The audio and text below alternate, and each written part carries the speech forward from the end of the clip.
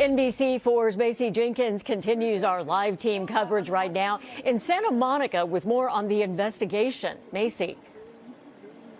Hi, Kathy. Well, the ATF is leading the investigation into this morning's explosion at that LASD East LA training facility. Now, this afternoon, we saw ATF and FBI investigators here outside of this condominium complex in Santa Monica as LASD was looking for any possible additional explosives. Now, we did find out that the 3 deputies who died were here yesterday responding to a call about possible explosives.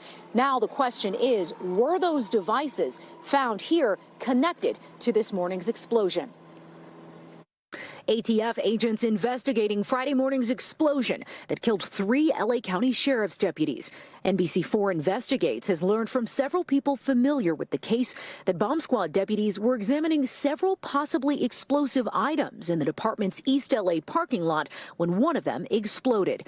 NBC4 law enforcement analyst Dr. Errol Southers explains what's next for the ATF's national response team. So actually they will reverse engineer the construction of this item to determine what it was and what caused it to have this accident happen today. Among the devices the deputies were examining were some recovered on Thursday from this condominium complex near Bay and Lincoln in Santa Monica.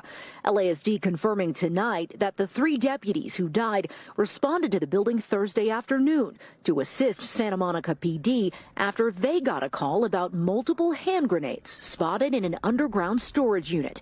NBC4 learning the deputies determined the grenades to be inert and removed them from the building. Yeah, it's a little strange. It definitely doesn't happen every day. Michael Kellman lives in the building and says each apartment has a storage unit in front of its parking space.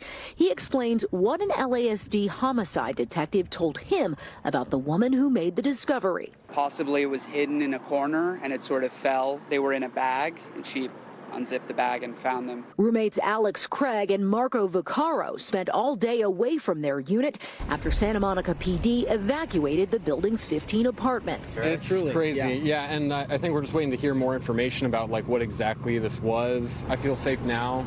I'm glad that the officers and all the agencies that are working on this have been putting together a thorough investigation. Friday night, tenants were finally allowed to re-enter, but devastated over the loss of 3 deputies. It's an inconvenience for us, but that's nothing compared to what happened to them. Former ATF explosive specialist Scott Sweeto left wondering why the deputies felt the largely administrative training facility was the best place to examine explosive material. We do these things at a disposal range because that way, if we feel that something is unsafe or the circumstances change, we have the ability to get rid of them right on scene. Explosives have to be treated with the utmost respect.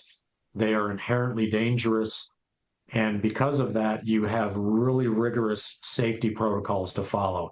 If you don't follow those protocols completely, sometimes tragic things can happen. Now, just to clarify, LASD says they are not sure whether the devices found here are responsible for the explosion. That is a part of the investigation. Reporting live in Santa Monica, Macy Jenkins, NBC4 News.